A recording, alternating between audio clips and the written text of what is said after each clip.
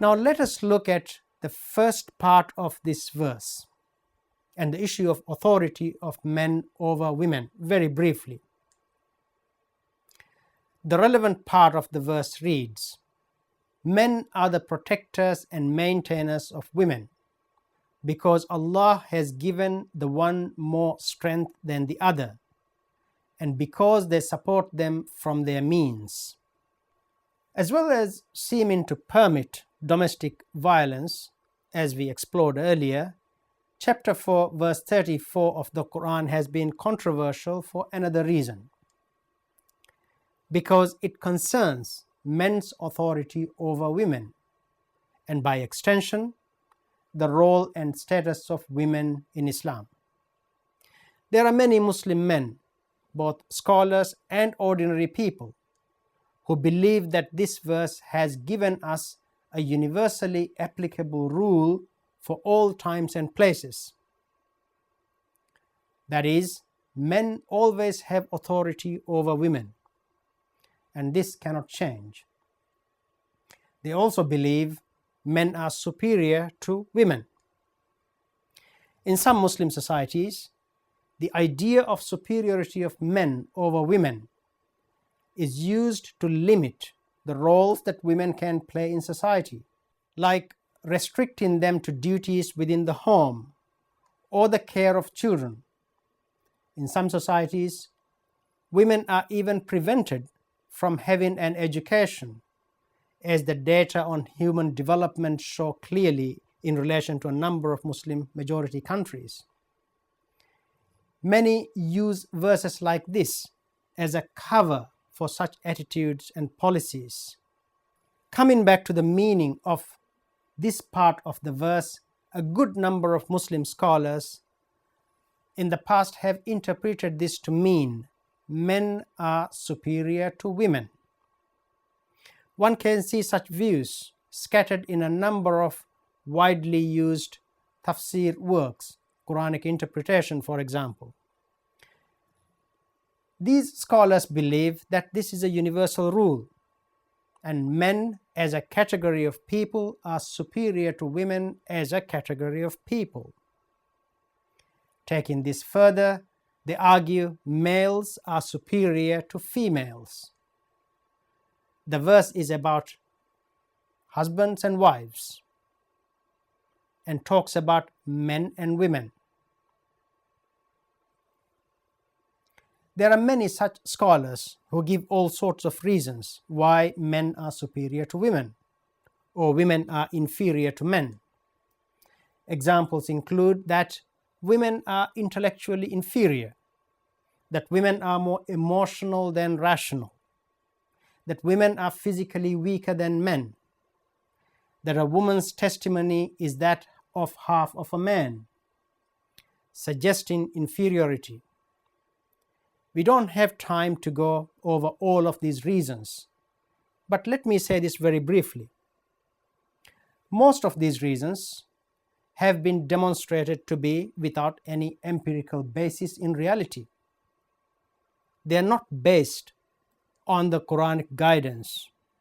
The Quran doesn't say that.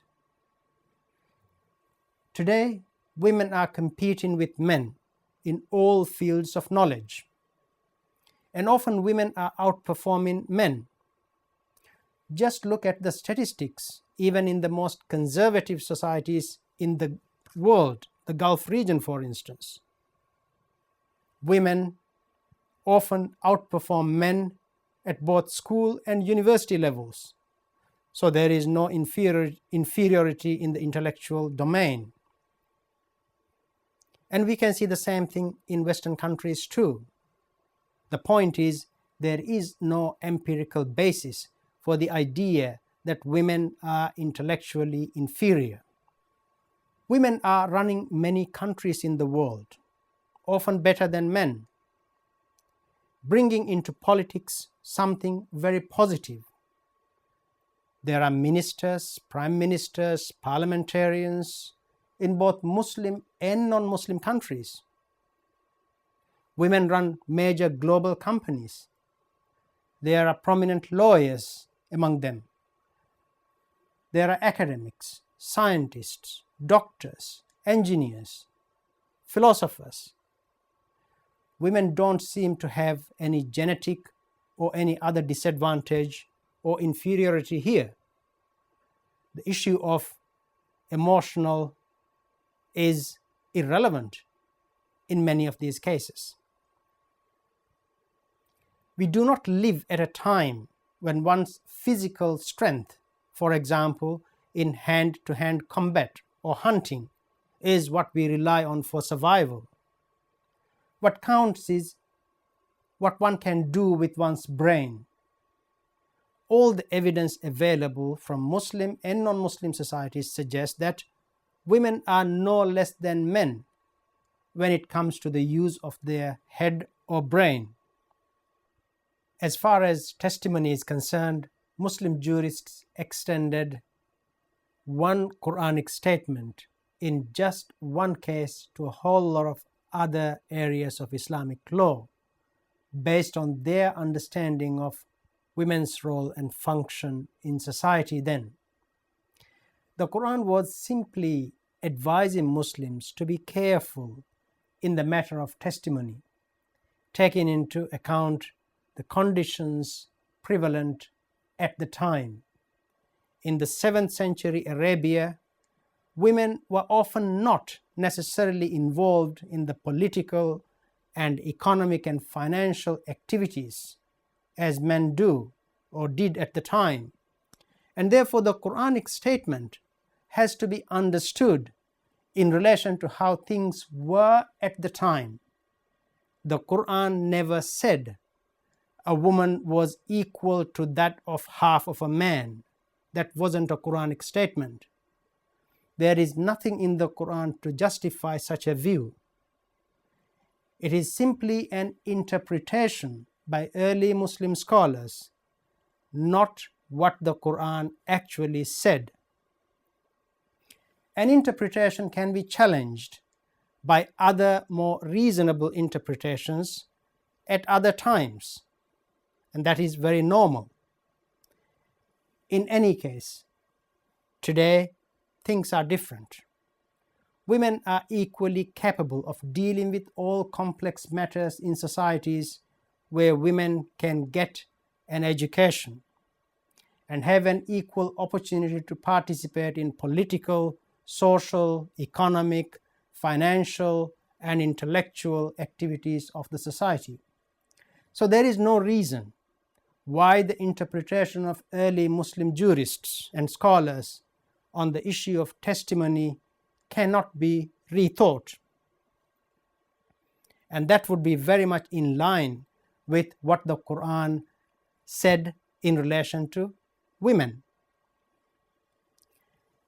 In this brief talk, I don't have the time to analyze this verse linguistically, but let me say this very briefly. The verse links this, what is in Arabic called qiwama, or authority or responsibility, to two things or reasons. First, it says this qiwama or authority is because God has given some people certain advantages over others. Notice that the verse did not say God has given some advantages to men over women. It didn't say that. The Arabic term used in the verse, ba'd, meaning some, can be used for both males and females. We see this clearly in society. Some men are better than some men or women. Some women are better than some men or women in relation to particular issues, and that's a reality. Secondly, it links this qiwama or authority or responsibility to an economic and financial issue, saying because they, meaning men, spend from their wealth. In the society of the 7th century Arabia, it is a fact that men did have certain advantages over women because it was men who dominated the political, economic, and social life of the society. And therefore, they also had more access to financial resources. Because of that, they were expected to spend as well. That should have been their duty anyway. That was perfectly reasonable and fair at that time. But what if these two conditions are no longer applicable? What if women, because of their education and available opportunities, are similar to men or better in terms of the role they play in society? What if they have access to financial resources just like men? Based on what the verse is saying, there cannot be that qiwama or authority or responsibility in that case, because qiwama or authority or responsibility had two very clear conditions or reasons attached to that. In the absence of the two reasons, on what basis men claim an advantageous position for them, much less any superiority?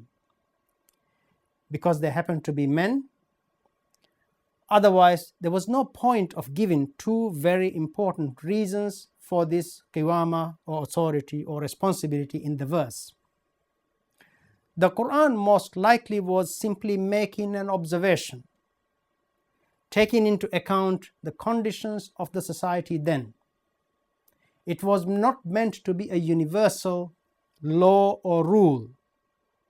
It was not saying that this is how things should be always until the end of time. Today, various interpretations have been put forward by a number of Muslim scholars to show that the passage does not necessarily declare the superiority of men over women, as some English translations say.